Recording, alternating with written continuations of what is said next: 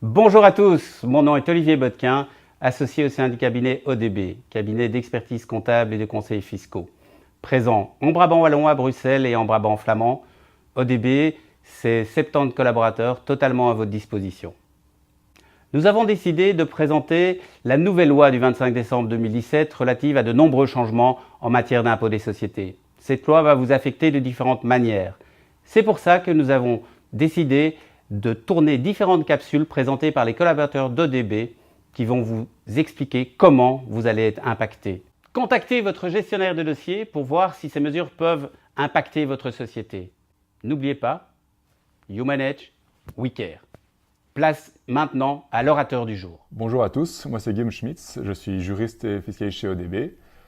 Aujourd'hui, je suis là pour vous présenter quelques points de la nouvelle réforme à l'impôt des sociétés. Alors, le premier que je voudrais aborder, c'est la déduction des RDT. Donc les RDT, ce sont les revenus définitivement taxés.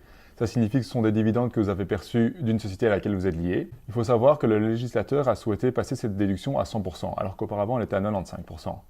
De plus, votre société va pouvoir déduire tous les frais d'encaissement qui sont liés à ces revenus.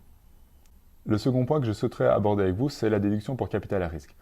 Auparavant, celle-ci se calculait en appliquant un pourcentage d'intérêt notionnel sur le capital. À partir de maintenant, la méthode va changer.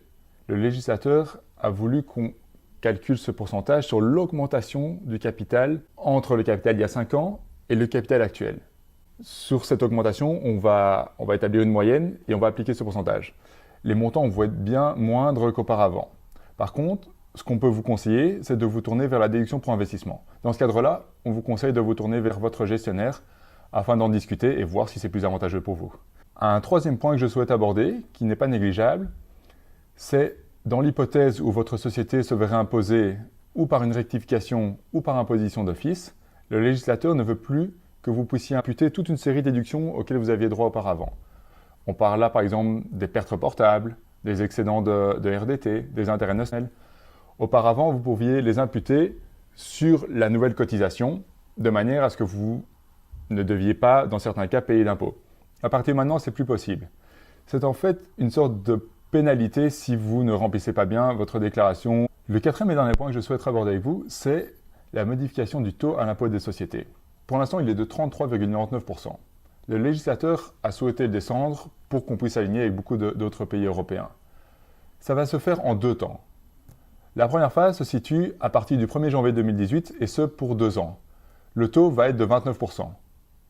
Dans un second temps, à partir de l'exercice d'imposition 2021, donc du 1er janvier 2020, le taux va être de 25%. Ça, c'est le taux ordinaire. Après, il y a toujours un taux réduit. Le taux réduit sera maintenant de 20% sur la première tranche de 100 000 € de bénéfices. C'est plutôt avantageux. Pour ce faire, il faut respecter quelques conditions. Vous pourrez retrouver tous ces critères par écrit en dessous de la présente vidéo.